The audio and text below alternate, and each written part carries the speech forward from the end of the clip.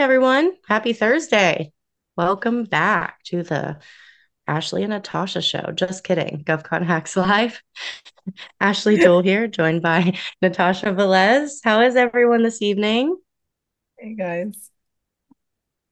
So, we are excited. We're going to talk about the common mistakes made on capability statements. So, a lot of industry kind of looks at this like a checkbox thing. Oh, I need a capability statement. I have a capability statement and I'm done.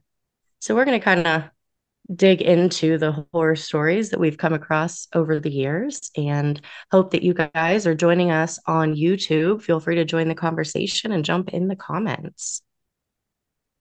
Absolutely. So I recently did a course for Govology on developing a compelling capability statement. What I learned from that course, especially, the feedback from the audience, is how much just lack of information there is, not necessarily about capability statements, but about how to meet federal expectations with them and Mm. how to sell through them and with them. So, what's your favorite? What's that one mistake that's like nails on a chalkboard when you see a capability statement? I am an EDWSB, WOSB, SBA company. Sorry, DBE. all the E's, every single acronym you could come with. The sale point is my certifications, not my value or what I bring to the table. So yeah, that's cringy. That's definitely a good example. And I gotta say, basically, guys, when you're leading with your set asides, I'm talking about for context, let's look at your corporate overview or your capability narrative right there at the top. When you start that off with, I'm a woman-owned small business, I'm a veteran-owned small business, we are a DBE certified. Look, guys, you're telling the government that you think your value is in either your geographical, your minority or your disadvantaged status, your veteran status, your woman status. That's not true, right? Because you provide solutions and your value is in the solutions that you're providing to the government, the problems that you're solving. So lead with that because certifications have its own place on your capability statement.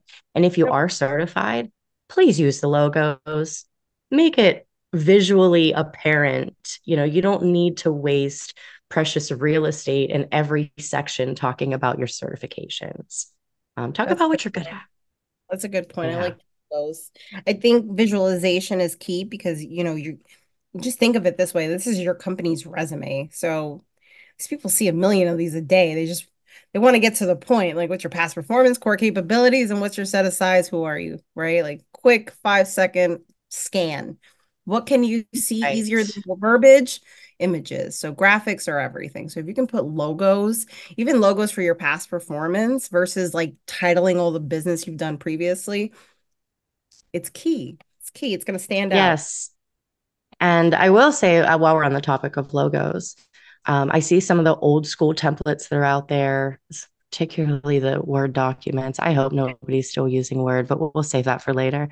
Um, Still have just like the government agency logos with no context. So if you come across a template like that, think twice. You're not allowed to use an agency logo unless you're providing context with it, right? So, and this is sort of one of those taboo topics because, some of your Apex counselors will point to the .gov website that says, don't use our logos. But if you actually talk to a human buyer, they'll tell you that as long as it's very clear that you did business with that agency and what you provided, they actually appreciate you using those visuals because that draws their attention specifically. Oh, they've worked with the government before. So for those of you that do have government past performance, even as a subcontractor, as long as you're providing context, use the logos. And back to what Natasha said, 6 seconds. That's all you have. You have Mhm. 6 seconds to get someone's attention in the government space. Don't waste it with a bunch of heavy paragraphs. Give them Yeah. bullet points. Why should they buy the cow if you're going to give the milk away for free, right? What do you have to talk about in the meeting if you're giving it all right there in the capability statement? So you got to leave something left to be discussed, right? Plant enough seeds to get them interested and have a firm call to action, which Yeah. might be, are you available next week for a capability briefing? With another thing with capabilities, I would say that kind of is really hard for me when I see a lack of focus. I think we're in this concept where everybody just wants to do everything, which means you can't do anything, right? Like you're like a master of everything, you're really a master of nothing, right? You can't be have quality for every single thing in the world. So because you don't have like a center focus, and you just listing off tons of core capabilities that don't really intertwine or relate to each other in any way, it almost shows like disorganization, and it doesn't really tailor it to the customer that you're trying to reach. I would suggest in the regard like I will respect the fact that there are some companies that do have multiple niches, and that's fine.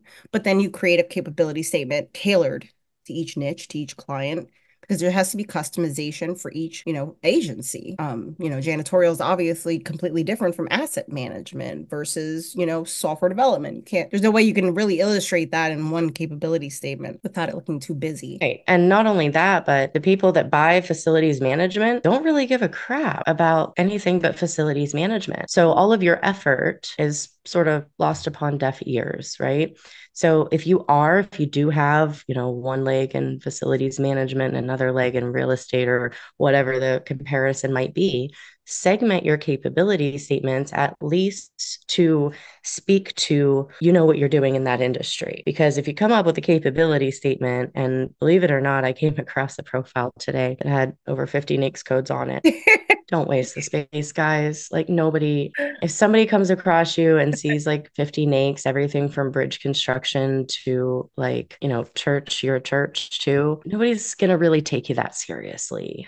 You're really killing the market research phase of the procurement cycle, because that's how you kind of put your hat in the ring, is how you list yourself. And the first step to the procurement process after a need has been determined is market research. So be found when they're looking and present yourself professionally. And it doesn't matter really if you're big or small. I mean, in some industries it will. Um, but if you're putting your best foot forward and you look like you're an expert in something, you're going to have immediately a reduced element of risk when someone's looking at doing business with your company. And this goes both ways. Primes use DSBS too to find subs. So the same content that you're developing for your capability statement should be also mimicked on your DSBS profile, on your website, et cetera, your LinkedIn business page. But back to common capability statement mistakes. One of my biggest pet peeves, and I know that there are templates out there that do this, but they're kind of outdated. So I'm gonna argue here. Do not put capability statement real big across the top of your page, drowning out your branding. That is a waste of space. Like you got to understand, guys, these buyers, they're 1102s. They've gone through acquisition training. And if you've ever sat in front of a DAU, I will promise you it is not for the faint of heart. They're not idiots. The government knows if this document contains your core competencies, your differentiators, your cage code, your UEI, it's a capability statement. Use that space to tell them something else, like your ISO certifications, using logos for non-federal certifications. There's a million and one things that you can use that's adding value to your capability statement other than the words capability statement. Yeah, I think what's common about it is that most people don't, most people that are starting that have a capability statement don't have any past performance. And a lot of them are, let's be real, not businesses, not essentially with any past performance in the commercial world or the federal world. So they're not really sure what to put in there. So they kind of like, they go with the big verbiage to try to cover as much space because they don't have a lot to add to it, not any added value essentially. But you can kind of turn that around to be, if you don't have that past value, you can put in what that vision looks like. If who do you want to be? And essentially, like that mentality of I am who I think I am, right? So put everything that you intend for your company to be in that portion and utilize it to your advantage. But don't cover it with the bold capabilities and all the photos of, different nicks and things like that, because it kind of just says to me that you don't have anything to offer. you don't have any past performance, you don't have anything in there, and you're just trying to kind of fill it up with pictures and verbiage that kind of irrelevant. Don't just, Relevant, right? yeah, we already know. And if you're using your capability statement to market your business, and not every industry is going to require, marketing. Like I know some companies that are very successful who have never intentionally marketed their company. Now, that's not the norm, that's usually the exception to the rule. Yeah. Those of you in IT services that might be joining us, I mean, marketing is your friend. Same as in the commercial space, you can't execute your sales process, especially in a space that 9 out of every $10 is spent through a vehicle, without marketing and demonstrating and communicating your value to your prospect. And essentially, that's what the government is your prospect, right? You want to target your end users. If you're in IT services specifically trying to solve a pain point with either an integration, automation, a new software development, there is a lot of room for that. But how can you really develop a solution if you don't know what the pain points are? So you have to get that meeting somehow, some way, right? And that's typically where your capability statement comes in. When well written, will land you meetings, pitch days, capability briefings. Will immediately tell a prime contractor what synergies lie, between your companies, to encourage them to respond to that email. So I know there's a lot of like these Fiverr people that say they do cheap capability statements and all that, but anyone can do that for free in Canva. The You value have to behind your fight it capability all. statement, right, is you're communicating a value. Yeah. And, your design is important, but the design is nothing if you're everywhere with your statement and you're not speaking to your prospect. Ooh, and go back to that whole point of well written. I think that's the next pet peeve. Well written. Do not neglect proofreading, folks. You will not believe the amount of capability statements I get that have so many misspellings. Misspellings. Like the Grammarly is formatting, free. the Run that formatting, baby through Grammarly. everything. Yes. It's really, really bad sometimes. And I'm like, you sent this to someone. You're crazy. If it's not quality, when I first meet you, in those 5 seconds, 5 to 6 seconds that I'm looking at your capability statement, if it's not quality, how am I to be reassured that all of your work does not showcase the same quality as the mere capability statement you provided me?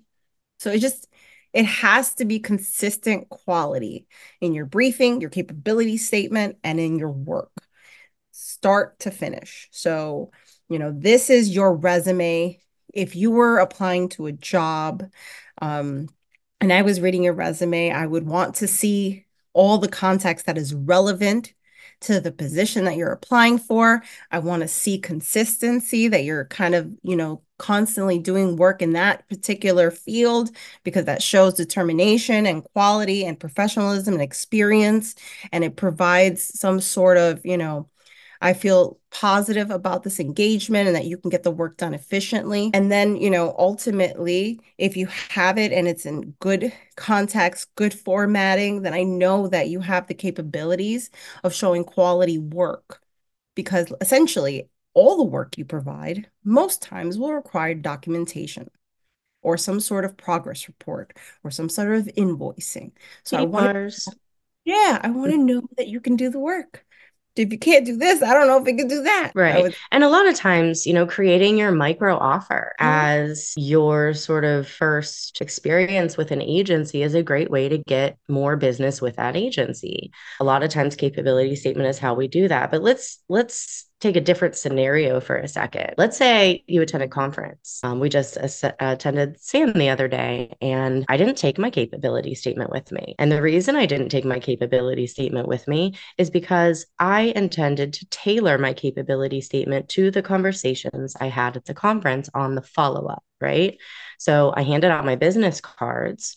All of my contact information is there. But on their business cards, I took my notes on what we talked about. I went and I tailored a version that spoke specifically to that conversation and what that prospect was interested in as part of my business. And I'm delivering a custom tailored capability statement to them. Now I'm setting myself apart from the competitors, right? So there's more than one way to use this particular piece, this document. Well, I should say this marketing slick that you'll create. And there are longer versions. You've got capability brief, which is typically requested of you after there's been a meeting and before there's an opportunity.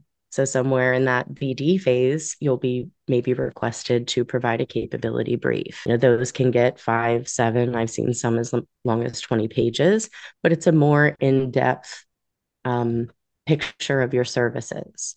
Your capability statement, 1 page, guys, 1 page, not 6, not 8, 1. You don't want it to be Maximum boring. of You don't want 2. it, right? Like no, not too Right. long, not too short, not too much, not too little. Like just right. Just right. Just right. What happens to the But ones typically, that have like too much verbiage? You they ever don't see get read. Who has there? what CO do you know, or even a small business liaison officer that has time to read all of that? I mean, thinking about what their responsibilities are in their day to day, Yeah. I want to get to the point quickly and I want to get the meeting. Mhm. We'll just You can keep tell it me brief, everything. bullet points, right? Yeah. And I will say well, not maybe not lastly, but another very important one not to be forgotten will be your differentiators, guys. Don't Oh, omit them. oh yeah, They're you're right. expected of you. What makes you different than your competitors? Sometimes these take a little time. They're not always apparent, especially if you don't even know who your competitors are yet. Yes. And don't So, be generic. no, Think about it. Don't I give great service? We hope so. yeah, Affordable, okay? Maybe try something else. unless you're doubling your price, but that's another one for another day. Um, yeah, make claims here that not everybody else can make. Yes. Excellent customer service is not a differentiator. Not. Everyone can say that, right? What might be a differentiator if we're staying on the customer service path could be 24/7 customer service. If you're in an industry that's not very typical, heck yeah, that's a differentiator. I'd use it. Mm-hmm. Or different software that you utilize that your competitors don't utilize that'll make you more efficient. There are many ways to make yourself stand out that's not the same old comments that I hear in differentiators over and over again. So yeah, Yeah, absolutely. ChatGPT is not the move for differentiators, guys. And it doesn't have the ability to be Telling human. everyone the It same thing. doesn't it doesn't know your customers. It doesn't know your industry. Differentiators is not something that ChatGPT will work for. They often confuse differentiators with core competencies. Yeah. So keep in mind there is a level of sales that's involved in the content that makes the capability statement more than just a checkbox, right? Yeah, and I think and it that's what goes the back to primary. that conversation that we've had previously. I think at one point we kind of talked, I think when we were talking about business development, but you're salespeople now. Congratulations. You're all salespeople. You own a Absolutely. business, Yeah. and your business is your sale, and you have to make sales so you can gain revenue. And marketing is going to be something that you're going to have to learn. Not everyone can do it for you. No one is going to know your business better than you do or care about it as much as you do. So you have to take the initiative to learn, educate yourself, and make sure that you stand outside of the competition so that you can be seen. Yeah. Absolutely. I have a lot of questions around every time I repeat this course. People were always asking, well, how do I leverage my professional experience? And guys, we all have to start somewhere. The whole government, like the small business program was put into place to help small businesses grow their business, right? They know that you're starting somewhere.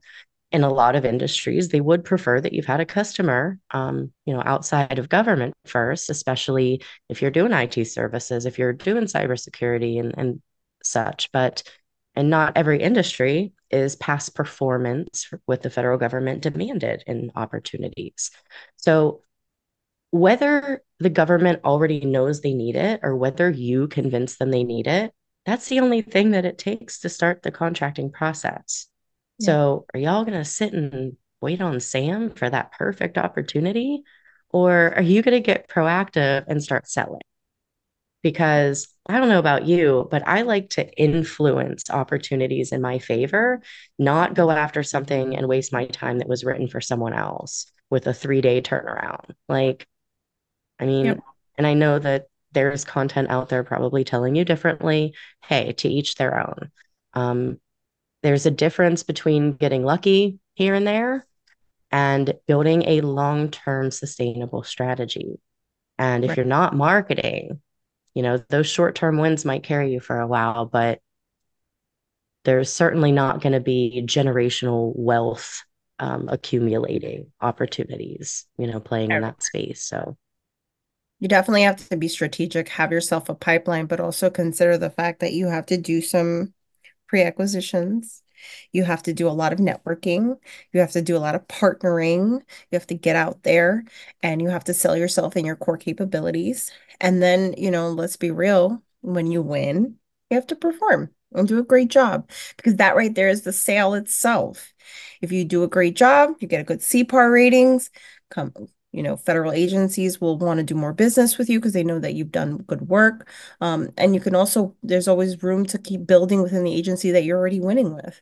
So it yes. all really is a strategic solution to get you from where you start with nothing to, the millions of dollars that you see people winning. And the way they keep those millions to billions of dollars is by having a strategy. And they know their clients, they know their customers. They're not just a contracting name on SAM.gov that they email when the bid is due. They're someone that they repetitively meet and have conversations with and do, industry days with. They have a relationship with them. So there is a difference. I mean, Absolutely. there's a whole process. There's an entire, every agency operates differently. Hmm. And, if you're not registered in their internal database, like you're not getting invited into the inner circle. You're not getting a seat at the table. You're not putting your hat in the ring. Sitting Nope. around on SAM with hundreds of thousands of others is all well and good, but that's not really where the money is going to come from. And that's why a capability statement is really so important because it's often the first impression that your potential buyer gets of your company. This isn't very much different than sales 101, right? And, typically before, and this is true prior to COVID, before you get a government contract, you had commercial customers Yeah. typically, and government contracting was the next logical step to retain the long term revenue stream and sort of guaranteed money. We've kind of gotten a little bit away from that. And I know it's difficult for some new folks that are coming in. They're saying they're seeing all these past performance requirements, and they're like, "Well, this is what I do. This is what I know. How do I use this to make it to that?" And that's where your capability statement is key because you have to communicate your value somehow, right? So even if what you're relying on is professional experience, we actually have a group member who he has 20 years experience in oil and gas industry. And he just won his first contract. It was a 5 year BPA for the bottles, like that the gases are stored in. And it was Hmm. very easy for him because he understood the lingo, he understood the industry, he understood what sizes those bottles come in. So he utilized his professional experience in an industry that he knows something about, and his first contract was a 5 year contract. Yep. It does Your make it a past lot easier. performance is your Hmm. also your past experience. What's in your resume? Yes. Prior, who were you? And as long as you're being clear about it, right? So, on and I will also draw everyone's attention to the course that I updated on Covology because I reviewed several examples of different ways that companies have articulated their experience, whether it was professional, whether it was subcontracting, whether it was direct experience, maybe it was for a nonprofit, but the use case is relevant to this government agency. There are several examples there. So I'll be sure to put the link in the description of the course and I'll also, or I'm sorry, of this live, and I'll also drop it in the comments. So if you want sort of the screen Make share make sure situation, the you add visuals, make sure you add your link to for your capability statements. in case people Oh, just want yes. to download one and edit it and move on. But I don't know if any of you know, but Ashley has a good bunch of capability statements you can download and edit in Canva, which are really, really, really nice to help you and save some time. And they're compliant and they're really good. Even if you see one, I had a lot of clients come to the store and they were like, "Oh, I really like this format, but I'd rather this picture be on that format." They are totally editable. So it doesn't really matter what the title says. If you like the design itself, get the design and then just switch out the imagery to be relevant to your business. Thank you for that. I completely forgot about the store. Also pop the capability statement course here because that will very much help you articulate your content to the government. The templates are just that. They're pretty much the design. You'll still have to fill that up with all the relevant factors about your business. So we'll Mhm. drop that in here as well. And I see that we have some attendees watching, but you guys are awfully quiet tonight. Any questions? Is anybody in the middle of their capability statement and maybe want to clarify anything? Oh, the contact information. I've seen people put in the capability statement, their contact information very small in a little corner. I feel like that has to be big. It has to be seen. I mean, How do you feel it about the has to be UEIs and the everything? what? Getting your UEI in there in your cage code. UEI and cage code is a must. What I will encourage everybody to omit Mhm. is the EIN. And honestly, think about your EIN like your social security number. If someone has enough information that they can find about you available online and your EIN, they can take out lines of credit in your business name. So I say leave that off. It will be asked of you when it's needed. So if somebody needs to, look at your records or financials or whatnot, it needs you to fill out an I-9 or W-9 rather, that will be required of you, but do not just print that publicly, put it on your website or anything like that. Just protect yourselves for sure. And last but not least, I have one last question. What happens if your address is home address? How should Good you point. kind of, put that up there? Or should Well, you? you can't register in SAM with a virtual address, and the government doesn't give a hoot about your PO box. So I have had some who were just really not comfortable with it put their city and state. Others are fine with putting it on there. And here's the thing: is we understand, right? I have a home office. You have a home office. There are major contractors that started in their garage. You don't necessarily. It's less of a concern if you're. I mean, I've been registered in SAM for years. The worst thing that happens is I get a spam postcard telling me my registration is going to expire. Like, I like six of so them. that's totally fine. I put your home address. You could put your city and state to say headquartered in, Sumter, South Carolina or whatever. Christopher asked, so the words capability statement need to be on there. I would say omit it. You might not have been with us, Christopher, but we did harp on this a little bit. I got on my soapbox earlier in the call. And the point that I made was your government buyers have made it through degrees and all the way through Defense Acquisition University to get to a rank of 1102. They know what the document is. So leave it out. Instead, use that real estate for something better, something that communicates value. And Mhm. Cody says, soaking in the knowledge, completed everything except the capability statement. So timing was perfect. I'm so glad to hear that. It has been quite a bit of chatter this week, and especially since we did that course. So feel free to hop in the groups and ask any questions that you might have as you progress through that. And that course will really be helpful in kind of going through how to communicate your value. I did also give a little lesson, sort of a shortened lesson on value mapping, which is a strategy I learned from Joshua Frank at RSM Federal. How do you quantify your experience in a metrics to give the appearance that you're a little more well developed than you are. And sometimes when you lay those projects out and you really go through the numbers, you kind of impress yourself on all that you've Mhm. done. So highly recommend that course. And if anyone needs help with a professional design, I mean, we are federal sales strategists at Dual Dev. So, we can certainly help you with an aesthetic design that communicates value to your government buyers. We might have to spend an hour or two hashing through some of your experience to get it right, but don't sit too long and struggle. go to our website, reach out if you need help. So we did run a little bit over time today. Please feel free to like and subscribe to the channel. We are here 7 p.m. every Thursday. And on our website at govconhacks.com/podcast, at the very bottom, you'll find the link to submit your questions. So if you want to encourage and influence future sessions that we have and future topics, please, please, please fill out that form.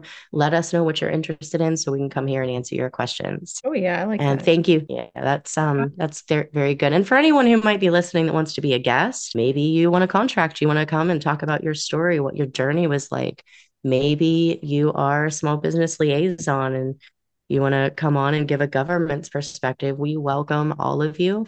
Please go to the same page, fill out the form, and we'll get you scheduled. Bye, everybody. Any any last thoughts, Natasha? No, I'm really excited.